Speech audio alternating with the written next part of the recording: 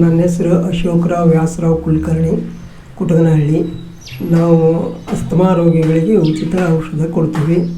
ಈಗ ಮೊದಲಿಗೆ ನಮ್ಮ ತಂದೆಯವರಾದ ವ್ಯಾಸರಾವ್ ಕುಲಕರ್ಣಿಯವರು 65-70 ವರ್ಷಗಳಿಂದ ಕೊಡ್ತಾ ಬಂದಿದ್ದಾರೆ.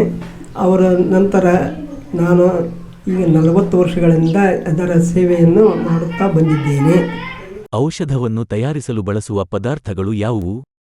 ಔಷಧ ಮಾಡೋ ವಿಧಾನನ ನಾವು ಸಣ್ಣ ಗುಳಿಗೆ ಮಾಡ್ತೀವಿ. ಅದಕ್ಕೆ ಏನು ಮಾಡ್ತೀವಿ ಎಂಬುದು ಮಾತ್ರ ಇದೇ ಇರೋಂಗಿಲ್ಲ. ಕೆಲವೊಂದು ಜನ ಬರೀ ಇಂಗು ಬೆಲ್ಲ ಅಷ್ಟೇ ಅಂತ ಹೇಳಿ ಅಂತಾರೆ. ಅದಕ್ಕೆ ಇಂಗು ಬೆಲ್ಲ ಅದರ ಜೊತೆಗೆ ಬೇರೆ ಔಷಧನೂ ಅದಕ್ಕೆ ಮಿಕ್ಸ್ ಮಾಡಿರ್ತೀವಿ, ಮಿಕ್ಸ್ ಮಾಡಿ ಕೊಡ್ತೀವಿ. ಈ ಔಷಧಿಯನ್ನು ತೆಗೆದುಕೊಳ್ಳುವುದರಿಂದ ಯಾವುದೇ ಅಡ್ಡ ಪರಿಣಾಮಗಳಿವೆಯೇ?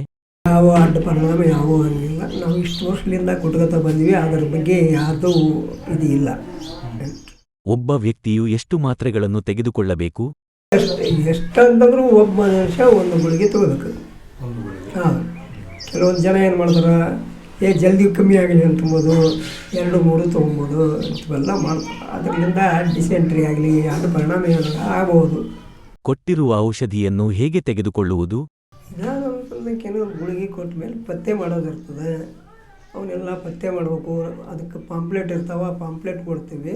ಆ ಪಾಂಪ್ಲೆಟಿನ ಮುಖಾಂತರ ಎಲ್ಲ ಪತ್ತೆ ಮಾಡೋದು. ಒಬ್ಬ ವ್ಯಕ್ತಿಯು ಈ ಔಷಧಿಯನ್ನು ಎಷ್ಟು ವರ್ಷ ತೆಗೆದುಕೊಳ್ಳಬೇಕು? ಅದು ಕಂಪಲ್ಸರಿ 3 ವರ್ಷ ತಗೋಬೇಕು. ಅದರ ತಕ್ಕಂಗೆ ಪತ್ತೆ ಮಾಡಬೇಕು, ಅಂದರೆ ಗುಣಮುಖ ಆಗ್ತದೆ.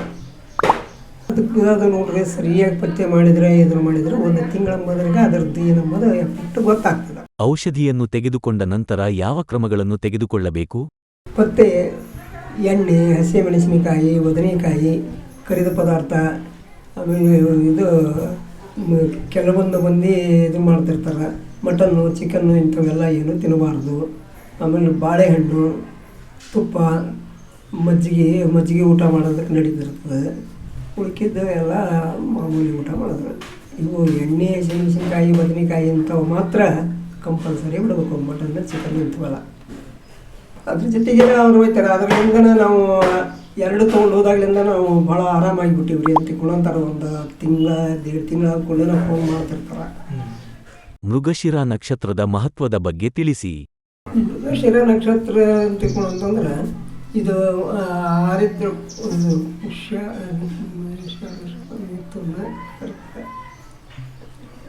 ಅಶ್ವಿನಿ, ಭರಣಿ, ಕೃತಿಕ, ರೋಣಿ ಮಳೆ ಹೋಗ್ತದೆ. ಮೃಗಶಿರ ಕೂಡ ಟೈಮಿಗೆ ಈ ಮಳೆನ ನಾವು ಔಷಧ ಕೊಡ್ತೀವಿ.